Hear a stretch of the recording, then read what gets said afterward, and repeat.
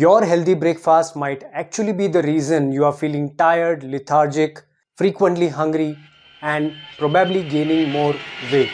Yes, I am talking about the same breakfast which many Indians proudly say as a healthy breakfast like poha, idli, parathas, breakfast cereals like oats, etc. etc. But here is the real question. If these breakfast options are so healthy, then why are multiple people facing issues like low energy, nutrition deficiencies, and gaining a lot of weight? So let's break this myth. Hi, I am Ashfaq Chataiwala, a fitness and nutrition coach, and I help high-performing working professionals get leaner and healthier metabolically. And one of the biggest mistakes I see people doing is what they are actually eating in the morning as breakfast. Now think about a typical morning routine. You wake up, you get ready for work, and you quickly eat something for breakfast. So you may be eating like idli, poha, parathas, breakfast cereals like oats, muesli, etc. Or you may go to the office canteen and eat something similar. You tend to feel that okay, now I'll be full of energy for the whole day, right? But many of you must have noticed or observed that even after having these options in the breakfast, you must have felt low in energy, or you might feel hungry frequently, and you might be also gaining weight even if you want to lose, right?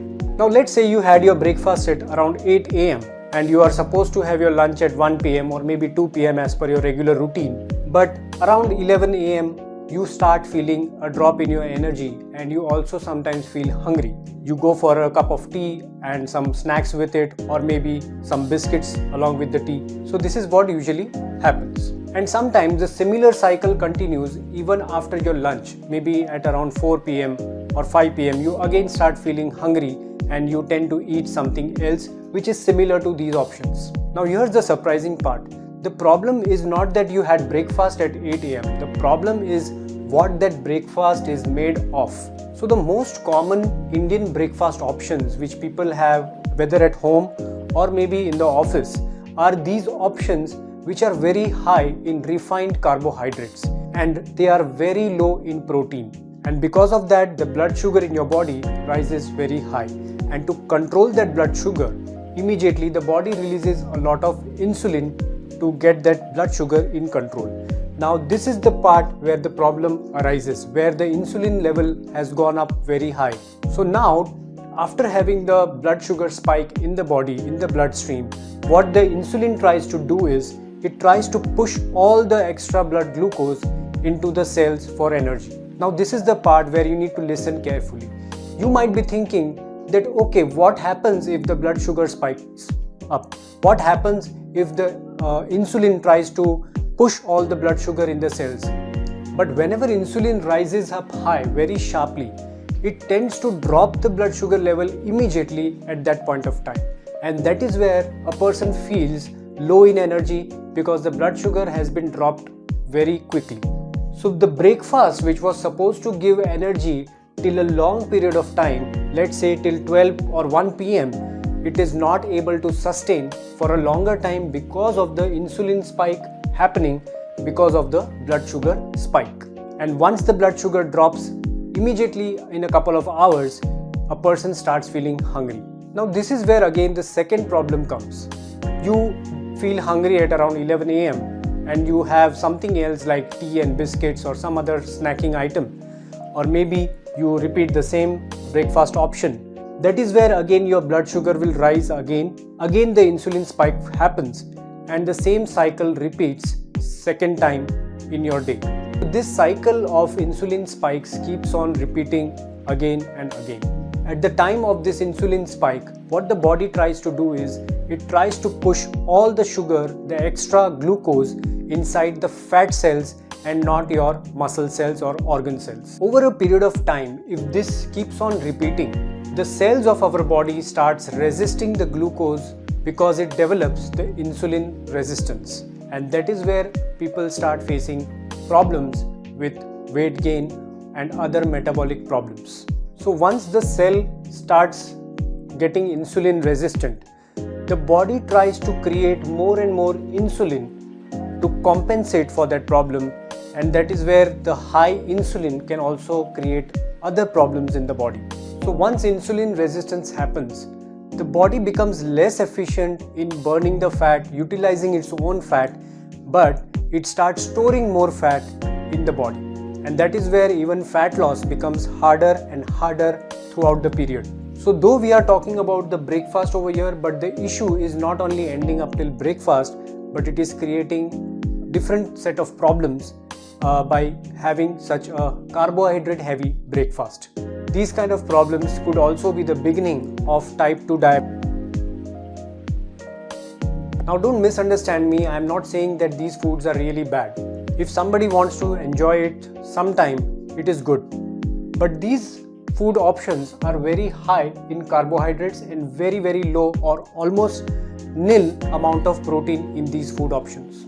Also, the amount of satiety your body gets while eating these kind of food options is very low, and that's the reason it gets digested very fast and converts into glucose and you feel hungry again and again. So what you should do instead? So there are only two approaches which are very simple and there is no complications.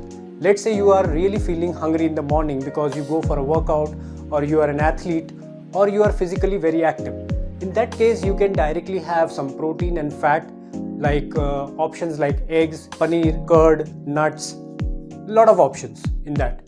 And the second approach is probably a more healthier version. If you are not hungry, not feeling hungry in the morning, what you can do is you can delay your breakfast or meal maybe till lunch. So that is nothing but you are prolonging your fast which you started after your previous night's dinner, and that is what is generally called as intermittent fasting. So the reason some of you might go for the first approach by having a protein and fat heavy breakfast, let's say you are an athlete, you go for a workout in the early morning, you are actually feeling very hungry because of your physically very active lifestyle, and that is where you should have these kind of options in the breakfast. This will give you more satiety for a very long time, maybe for next 3 to 4 hours. You might feel full, you might not see any energy drops, and you will be more productive at your work. Now the second approach is delaying your meal or your breakfast or your first meal of the day till the time you are actually feeling very hungry. Many of us, they just look at the time, they see the time and they have their breakfast at 8 a.m. or 9 a.m. That should not be the case. Don't have your breakfast just for the sake of having it. What you can do is you can actually wait till you feel really hungry and have your meal at that point of time. So that intermittent fasting option. So many of you might not agree with the second approach of skipping the breakfast or not having your first meal of the day early in the morning. Many of you might feel that you will feel low in energy, you will get a brain fog. Might arise because we have been conditioned right from the childhood that breakfast is the most important meal of the day, but that is not true. If you are having healthy food in your lunch, in your dinner, that time your body already stores a lot of glycogen, which is a form of carbohydrates in your body, which has a good amount of reserve. Even if you don't have your breakfast in the morning, that reserve will help you provide energy in the body. If you are metabolically not fit, if you have certain metabolic issues, then you might not go very well with this option. So to go for the option 2, that is skipping the breakfast, you really need to train your body and mind to do that or go with that option, and over a period of time that option might serve more healthier than the first option. There is lot of research which has been proven that fasting in the morning, that is doing intermittent fasting, has given a lot of health benefits to a lot of people. So the bottom line is that if you don't feel hungry in the morning, you can skip the breakfast, and if you really feel hungry, then choose a better option. So friends, if you know someone who are having the same options of breakfast and they need to know the better choices, then please share this video with them. And if you want more simple explanations on nutrition, metabolic health, then please subscribe this channel and wait for my next video. Thank you.